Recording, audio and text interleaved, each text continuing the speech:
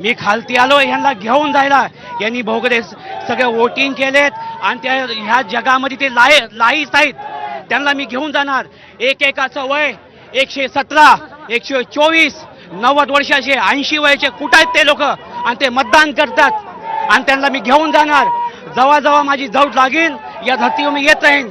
तुम्हाला आज धर्तीवर यायची, या पृथ्वी लोकांमध्ये यायची गरज का पडली? या लोकांवर अन्याय होतोय.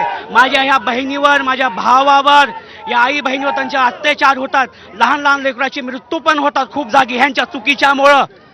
म्हणून त्यांना मी घेऊन जाणार. इकडच्या मंत्रीला खास करून ते बोलतात ना, हा झुकेगा नाही, आता त्यालाच घेऊन जातो पहिला मी. कोण कोण बोलायची गरज नाही. माझ्याकडे सगळ्यांची लिस्ट आले आणि त्याला घेऊन जाणार. मी पुन्हा येईन तर मी पुण्यातच घेऊन जाईन त्याला.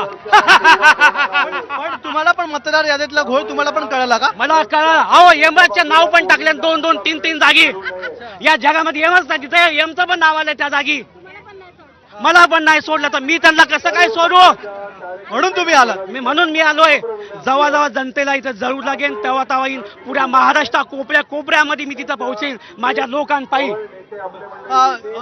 यमराज याच्या आधी ज्या वेळी आलेले आहेत त्यावेळी त्यांनी अनेकांना घेऊन गेलेले आहेत. या मतदार याद्यामध्ये अनेक मृत व्यक्ती आहेत ज्यांची नावं काढली गेली नाही असा आरोप राज ठाकरे, उद्धव ठाकरेंनी केलेला आहे. ह्या लोकांचं काय करणार?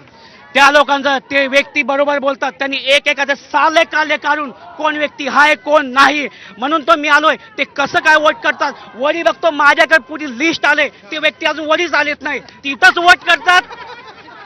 आणि तो एक बोलतोय मैं झुकेगा नाही, आता तुला कसं वाकू बघ, तुला पण घेऊन जातो. आणि व्यक्ती बोलतो मी पुन्हा येणार, पुन्हा. अरे मी चालू ते तुझ्या पुण्यात पण महाराष्ट्रामध्ये पण घेऊन जायला. माझ्याकडे लिस्ट आले पुढे.